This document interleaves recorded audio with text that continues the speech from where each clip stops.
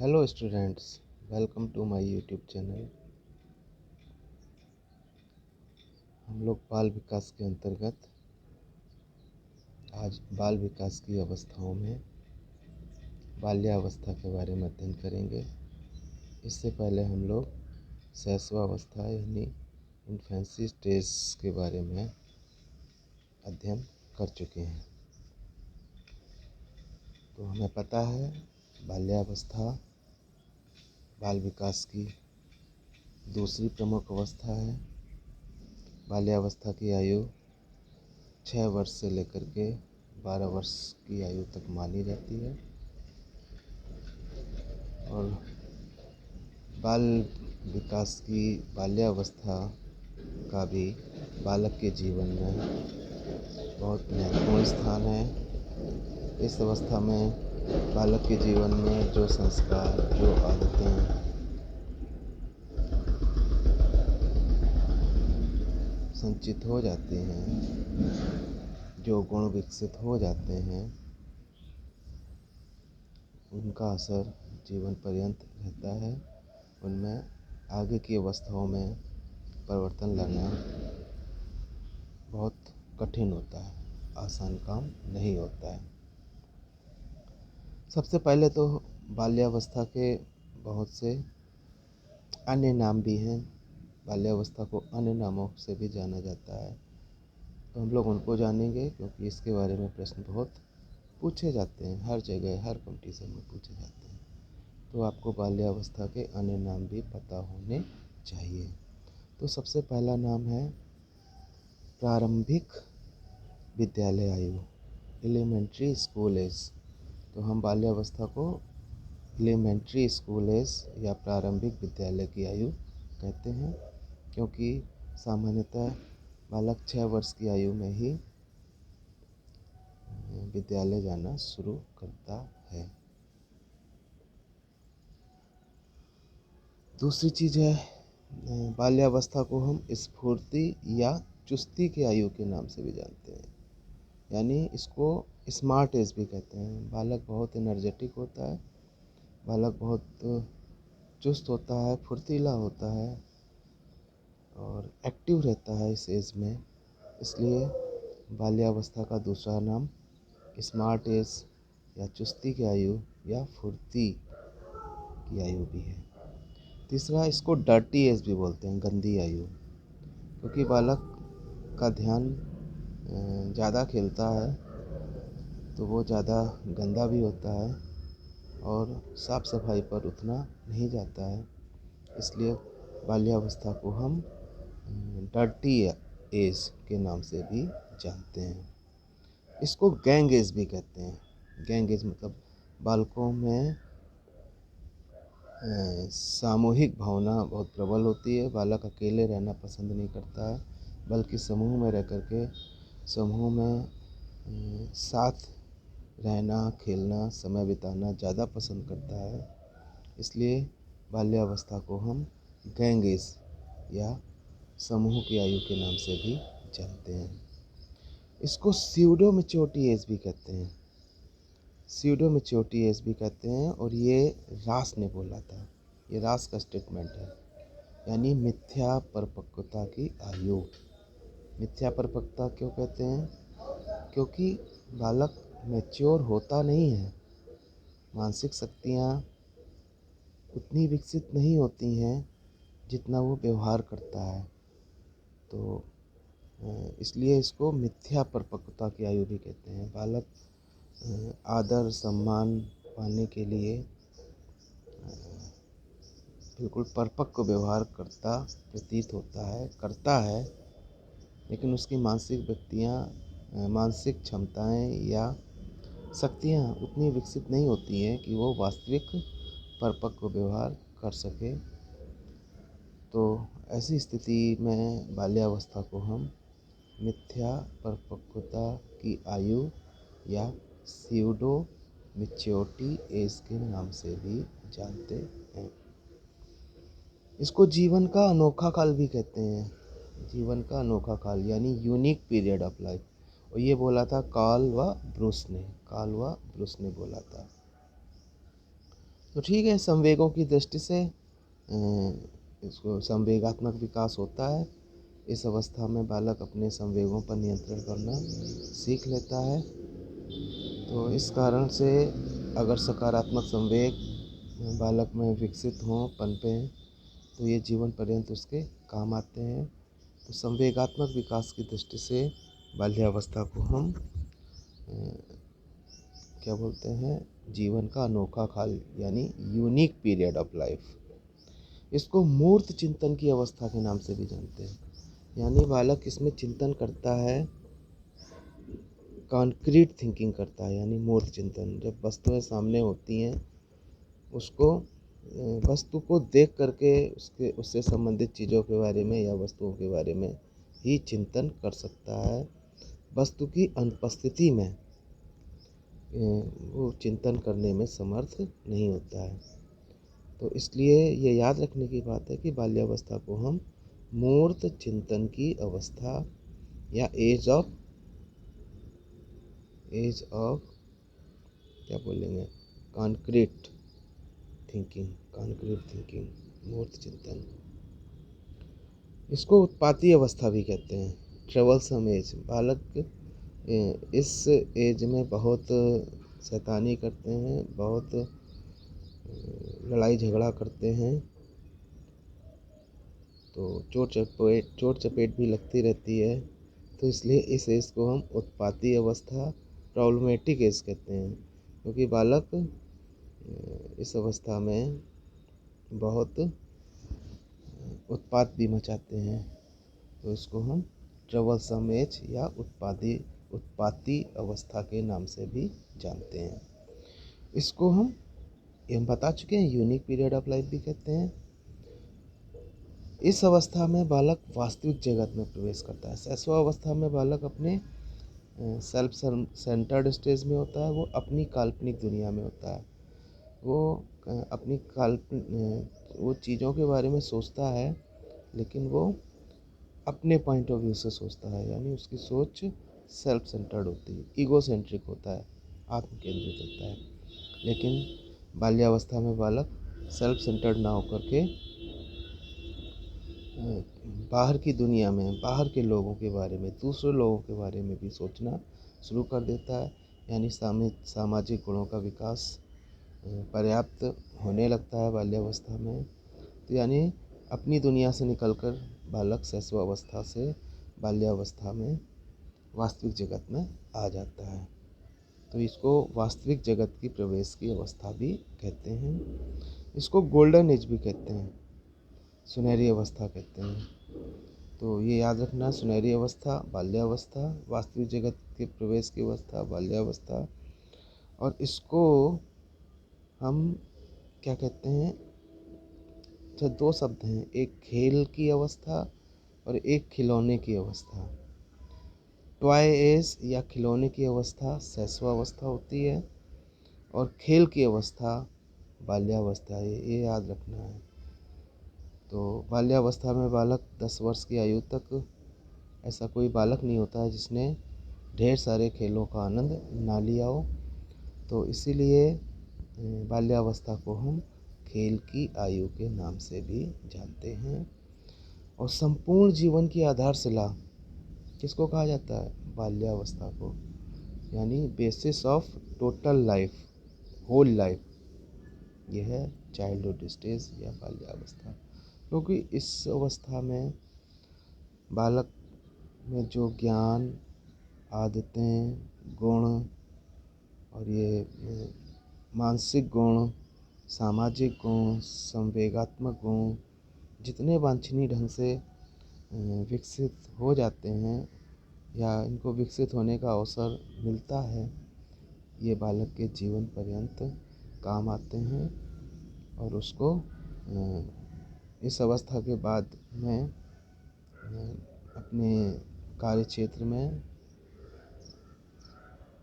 और जीवन में स्थापित होने में जीवन पर्यंत बालक के काम आते हैं। ठीक है, अब हम लोग जानेंगे बाल्यावस्था की विशेषताएं क्या है। सबसे पहली चीज़ हमने जाना कि बाल्यावस्था में सामूहिक भावना बहुत होती है, तो इसीलिए इसको हम गैंगिस कहते हैं। बालक अकेले रहना पसंद नहीं करता है, वो समूह में ही रहना पसंद करता है। दूसरी चीज़, बालक में आत्मनिर्भरता की भावना आ जाती है। यानी इन्फेंट जो होता है, इन्फेंसी स्टेज में बालक जन्म से लेकर के 2-2.5 साल तक तो बिल्कुल डिपेंडेंट होता है, और आत्मनिर्भरता की अवस्था इन्फेंसी स्टेज में शुरू में तो नहीं होती है, बाद की अवस्था में 2-2.5 साल के बाद कुछ हद तक शुरुआत हो जाती है। लेकिन बाल्यावस्था में आकर के बालक धीरे धीरे करके अपने कार्यों के लिए खुद से आत्मनिर्भर होने लगता है। इसलिए बाल्यावस्था की एक प्रमुख विशेषता है आत्मनिर्भरता की भावना। बाल्यावस्था में बालक अपने काम खुद करना चाहता है, हर काम को कहेगा मैं खुद करूँगा, माता पिता से कहता है मैं करूँगा, खुद करूँगा, मुझे करने दो। दूसरी चीज़, बाल्यावस्था में एक गुण होता है संग्रह करने की प्रवृत्ति, एक्विजिशन टेंडेंसी बोलते हैं, संग्रह करने की प्रवृत्ति।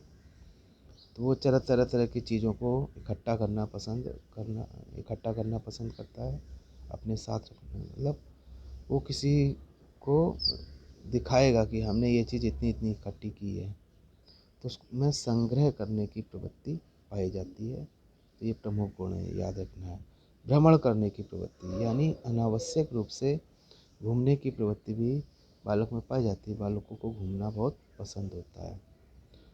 फिर इसके बाद सामाजिक स्वीकृति की चाह है। बालक हाँ हर काम करता है सामाजिक स्वीकृति पाने के लिए, अपने माता पिता की नज़र में, अपने बड़ों की नज़र में उसकी छवि अच्छी हो, उसको लोग अच्छा कहें, इसी को ध्यान में रख कर के वो सारे काम करता है।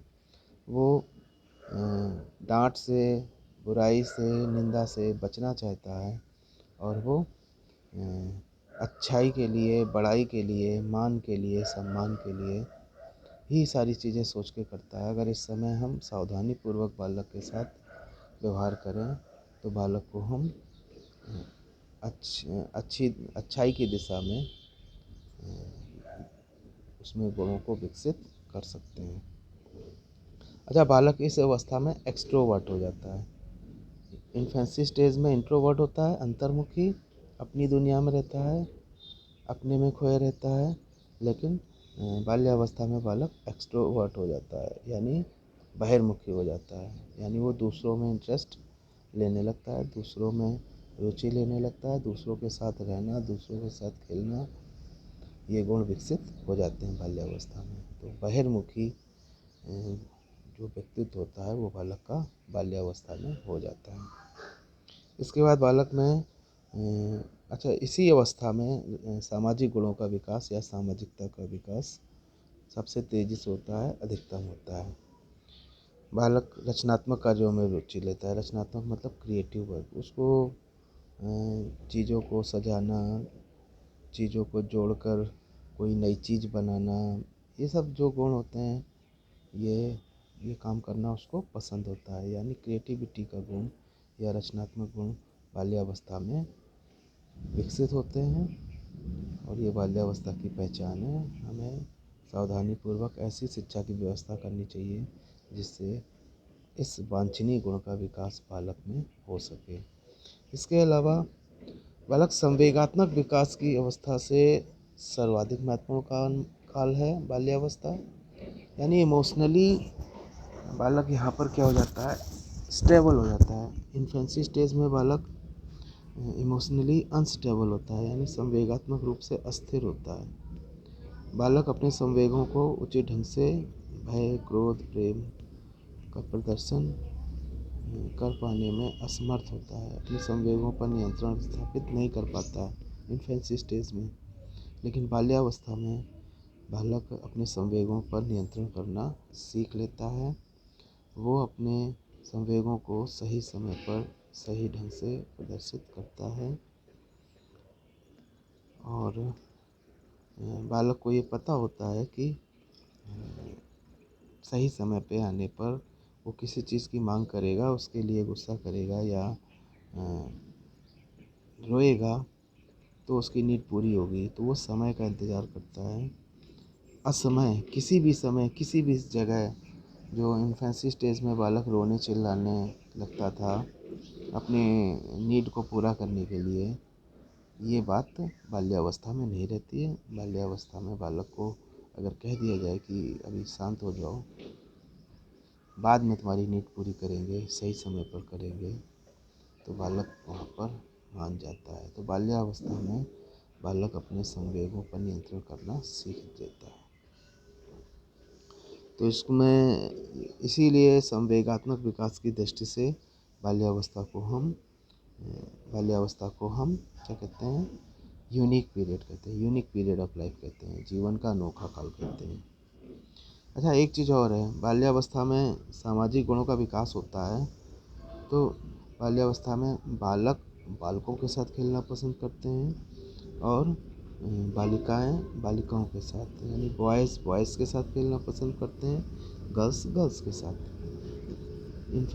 इन्फेंसी स्टेज में तो वो ऐसा डिफरेंस नहीं करते हैं, लेकिन ज़्यादातर वो अपनी चीज़ों को शेयर भी नहीं करते हैं। और 2-2.5 साल के बाद वो थोड़ा बहुत दूसरों में इंटरेस्ट लेना शुरू करते हैं और थोड़ा बहुत शेयर भी करते हैं, लेकिन वो इस तरीके का डिफ्रेंशिएशन नहीं करते हैं बॉयज़ और गर्ल्स में। लेकिन बाल्यावस्था में बॉयज़ के साथ खेलना पसंद करते हैं, गर्ल्स गर्ल्स के साथ खेलना पसंद करते हैं। और एक बात और है, बाल्यावस्था में जो डर होता है, शैशवावस्था में बालक डरता है वर्तमान से। शैशवावस्था में बालक डरता है वर्तमान से, यानी वो किसी दूसरे अजनबी के साथ जाना पसंद नहीं करता है, उसको डर लगता है। जिनको वो पहचानता है, जिनके साथ रहता है, वो उन्हीं के साथ रहना पसंद करता है। यानी उसको वर्तमान में ही डर लगता है कि नए व्यक्ति के साथ मेरा क्या होगा, तो वो उनके पास जाता नहीं है। जबकि बाल्यावस्था में बालक डरता है, असफलता से डरता है, निंदा से डरता है। तो वो सारे काम करता है सम्मान पाने के लिए, मान पाने के लिए, प्रशंसा पाने के लिए। तो उसको डर असफलता से लगता है। और किशोरावस्था में जो डर होता है वो भविष्य के प्रति ज़्यादा होता है। तो ये 3 बातें याद रखनी है। शैशवावस्था में बालक वर्तमान में डरता है, वर्तमान की परिस्थितियों से ही डरता है। अजनबी के साथ जाना पसंद नहीं करेगा, तुरंत की तुरंत उसको भविष्य की या भूत की चिंता नहीं होती है, उसको वर्तमान की चिंता होती है। और बाल्यावस्था में जो डर होता है मेनली असफलता को लेकर होता है, और किशोरावस्था में जो भय होता है वो भविष्य को लेकर होता है।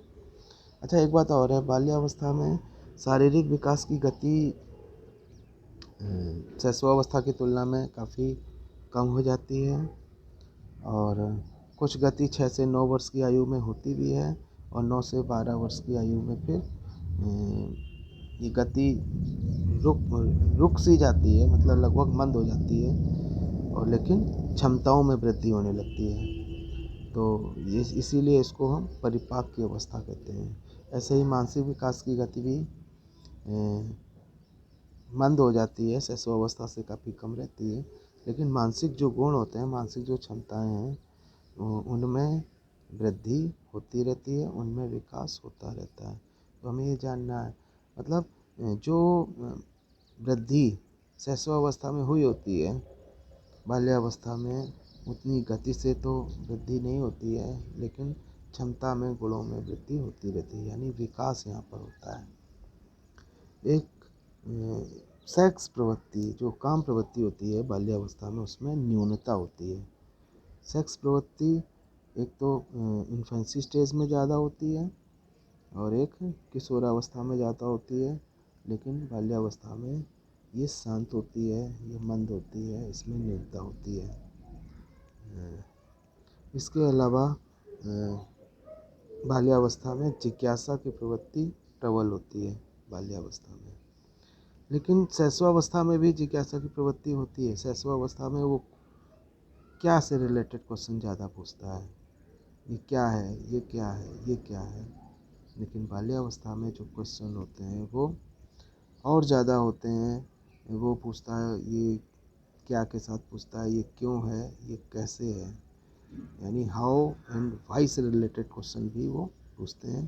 तो हमें यहाँ पर सावधानी के साथ बच्चों की जिज्ञासा को धैर्यपूर्वक शांत करना चाहिए। इससे बालक की रचनात्मक प्रवृत्ति के विकास में मदद मिलती है। ठीक है, हम लोगों ने इतना जाना।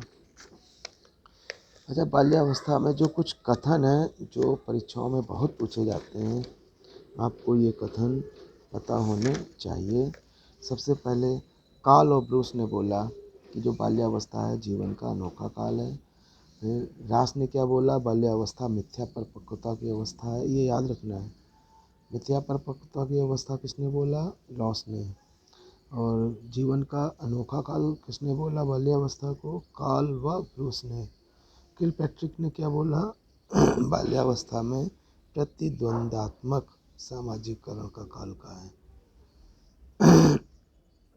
प्रतिद्वंदात्मक सामाजिकरण, ये जो ये कॉम्पिटिटिव सोशलाइजेशन कह सकते हैं इसको। ये मतलब बालक में कंपटीशन की भावना रहती है।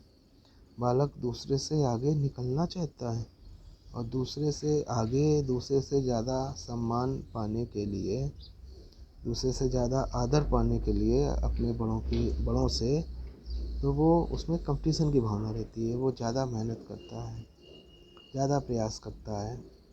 तो इस कारण से ये जो इस तरीके का जो सामाजिकरण होता है जो कंपटीशन से युक्त होता है, इसको हम प्रतिद्वंदात्मक सामाजिकरण कहते हैं और ये बाल्यावस्था में पाया जाता है। और स्ट्रैंग ने बोला है एक कथन कि शायद ही कोई ऐसा बालक होगा जिसने 10 वर्ष की आयु में कोई खेल ना खेला हो, 10 वर्ष की आयु तक। तो यानी बालक खेल को बहुत पसंद करते हैं और हमको खेल के माध्यम से सिखाने का प्रयास करना चाहिए। गैंग एज रास ने बोला है, तो रास ने सीडियो मैच्योरिटी एज बोला है और रास ने गैंग एज भी बोला है। यानी बालक अकेले रहना पसंद नहीं करता है, समूह में रहना ही पसंद करता है। और बाल्यावस्था को मूर्त चिंतन की अवस्था भी कहा जाता है, यानी age of concrete thinking. Concrete thinking यानी वस्तुएं जब सामने होती हैं तो वस्तुओं को देख करके ही वो उसके बारे में आगे की चीज़ें सोच सकता है या उससे रिलेटेड चीज़ें सोच सकता है। तो जब वस्तुओं की सहायता से ही बालक सोचने में समर्थ होता है, मानसिक चिंतन करने में समर्थ होता है, तो ऐसे चिंतन को हम मूर्त चिंतन या कॉन्क्रीट थिंकिंग कहते हैं। बाल्यावस्था ये निर्माणकारी काल होता है। इसमें आदतें, व्यवहार, रुचियाँ व इच्छाएँ जो ये विकसित हो जाती हैं, इनको हम आगे की आयु में आसानी से परिवर्तित नहीं कर सकते हैं। तो इसलिए इसको बेसल एज भी बोलते हैं, है ना। तो इसलिए इसको बेसल एज भी बोला गया है। फाउंडेशन, जीवन का जो आधारकारी जो स्टेज है, बेसल एज है, वो है चाइल्डहुड स्टेज। और ये किसने बोला है, फ्राइड ने बोला है। ठीक है, और क्या बोलते हैं, इतनी विशेषताएं थी। यानी बाल्यावस्था जीवन का एक बहुत महत्वपूर्ण काल है और इस अवस्था में हमें सावधानीपूर्वक बालकों की निगरानी करने, उनके उचित पोषण की व्यवस्था करने, उनके साथ उचित व्यवहार करने, उनकी रचनात्मक प्रवृत्ति को बढ़ावा देने की और प्रशंसा या निंदा का बिल्कुल सावधानीपूर्वक प्रयोग करना चाहिए कि बालक में जो अच्छे गुण हैं उनको विकसित होने में मदद मिल सके। और इसी अवस्था में बालक जब समूह में आता है तो उसमें अच्छे या बुरे गुण, डिजायर्ड और अनडिजायर्ड गुण दोनों विकसित होने का खतरा रहता है। इसलिए हमें सावधानीपूर्वक उन पर नियंत्रण रखते हुए, निगरानी रखते हुए, उनके साथ प्रेम, सहानुभूति का सतर्क व्यवहार करते हुए हमें ऐसा प्रयास करना चाहिए कि जिससे बालक में अच्छे गुण, अच्छी आदतों, अच्छे संस्कार और आवश्यक ज्ञान का विकास हो सके, जिससे वो अपने भावी जीवन में सफल हो सकें और पर्याप्त सम्मान और अपना जीवन में अच्छा स्थान बना सकें। तो बालकों, आपको आज हम लोगों ने बाल्यावस्था के बारे में पढ़ा है। ये आपको कितना पसंद आया, ये हमें कमेंट करके बताइएगा। और हमारे यूट्यूब चैनल को आप लोग सब्सक्राइब भी कर लीजिए। इसमें पसंद आए तो इसको लाइक भी करिए और अन्य छात्रों से शेयर भी करिए, जिससे हमें मोटिवेशन मिले कि हम आगे और आप लोगों के लिए उपयोगी वीडियो बना सकूं। और जो छात्र किन्हीं मजबूरियों की वजह से क्लास में उपस्थित नहीं हो सकते हैं, चाहे वो कोई जॉब में हो या कोई उनकी फैमिली रिस्पॉन्सिबिलिटी हो, तो मैं उन छात्रों को ध्यान में रख कर के भी क्लास में तो मैं पढ़ाता ही हूँ।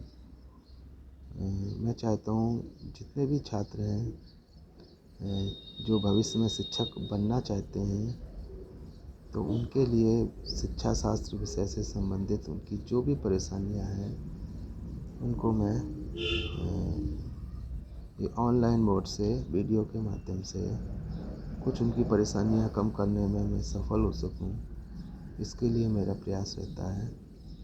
मैं कहाँ तक सफल हो रहा हूँ और मुझे आगे क्या क्या परिवर्तन करने चाहिए, मैं कैसे क्या परिवर्तन लाऊं कि जिससे ये सब आपके लिए और उपयोगी हो सके। मैं ऐसा ही आपसे अपेक्षा करता हूँ कि आप मुझे सुझाव देंगे। आज के लिए इतना ही, मिलते हैं अगले वीडियो में। धन्यवाद।